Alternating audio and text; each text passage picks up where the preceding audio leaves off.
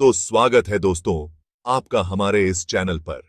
जैसे कि तुम सबको जानते ही हो कि आजकल हर दूसरा क्रिएटर बस हॉरर स्टोरीज पर ही वीडियो बना रहा है, वैसे ही कुछ नया न लाते हुए हम भी ले आए हैं एक और हॉरर स्टोरी चैनल।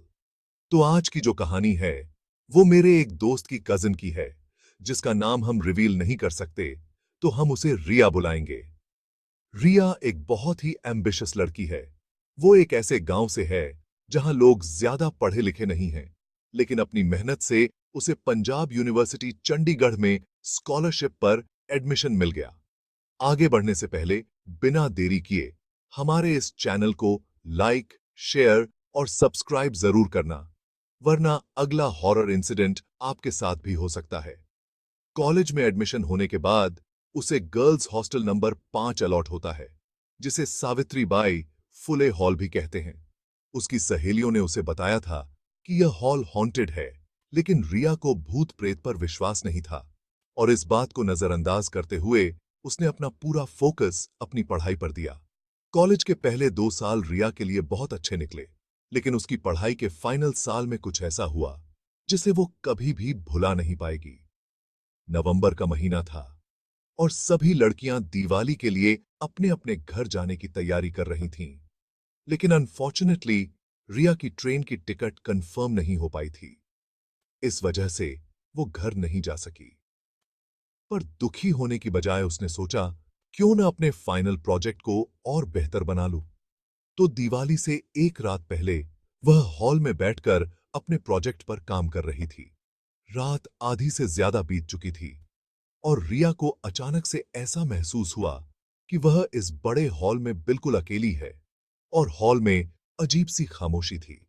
लेकिन इन सब चीजों को इग्नोर करते हुए वह बस अपने काम पर फोकस्ड थी। लेकिन कुछ समय बाद उसे ऐसा महसूस हुआ जैसे कोई उसे देख रहा हो, लेकिन हॉल तो पूरा खाली था, और साथ ही अचानक से टेम्परेचर भी बहुत गिर गया था। उसने चारों ओर देखा, लेकिन वहां कोई नहीं था। फिर भी उसे थोड़ा थोड़ा डर का एहसास होने लगा, जैसे उसने पहले कभी फील नहीं किया था। तभी उसे हॉल के बाईं ओर एक डरावनी चीख सुनाई दी। सुनने में वह एक बहुत दर्द भरी चीख थी, जैसे कोई बहुत तड़प रहा हो। इसके बाद रिया की दिल की धड़कन घबराहट में बहुत तेज हो गई। शॉकिंग बात तो यह थी कि उसे लगा जैसे यह चीख की आवाज कहीं दूर से नहीं, बल्कि उसके पास से आई थी। क्योंकि उसे इन सब बातों पर विश्वास नहीं था, इसलिए उसने सोचा कि इतनी पुरानी बिल्डिंग है और ये आवाज जरूर किसी पुराने दरवाजे या खिड़की से आई होगी। लेकिन कुछ ही सेकंड्स बाद उसे एक और चीख सुनाई दी, जिसे वह पूरी तरह से नजरअंदाज करती हुई अपने काम में लगी रही। तभी रिया को किसी के दबे पैर चलने की आवाज सुनाई दी, जैसे कोई उसकी तरफ बढ़ रहा हो। लेकिन जब उसने पलटकर देखा तो वहां कोई नहीं था।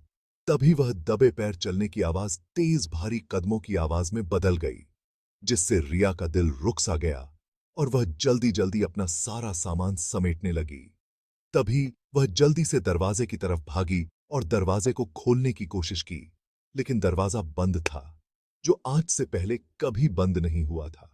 दरवाजे की दूसरी तरफ से आवाज आई, ठक ठक ठक, और दरवाजा अपने आप खुल गया, जिसे देखकर रिया बहुत घबराई और वहीं फ्रीज हो गई।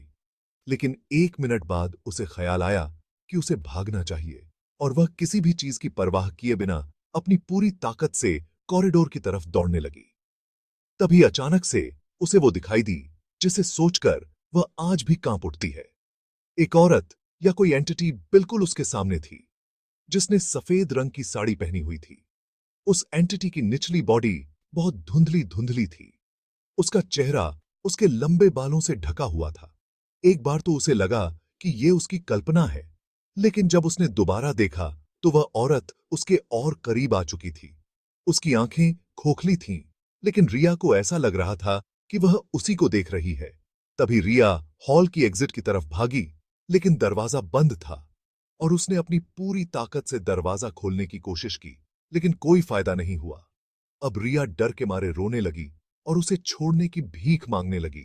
कुछ देर बाद दरवाजा खुलता है और एक बहुत डरावनी आवाज में कोई कहता है, वापस मत आना। रिया जल्दी जल्दी वहां से निकलकर अपने कमरे की तरफ भागी और कमरे में पहुंचकर अपनी मां को कॉल करके सब कुछ बता दिया। अगली सुबह जब उसके घर वाले उसे मिलने आते हैं तो वह 103 डिग्री बुखार से तप रही थी और उसके चेहरे पर अजीब से निशान थे, जैसे किसी के नाखूनों से उसके चेहरे को खरोंच दिया हो।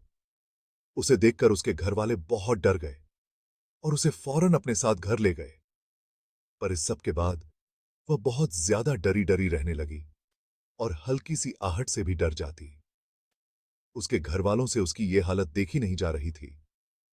उसके घर वाले उसके न चाहते हुए भी उसे एक बहुत ही पहुंचे हुए बाबा के पास लेके जाते हैं और उसका झाड़ा करवाते हैं और उसके लिए घर में हवन पूजा कराते हैं, जिसके बाद वह धीरे धीरे नॉर्मल हो जाती है और बाकी की पढ़ाई घर से पूरी करती है।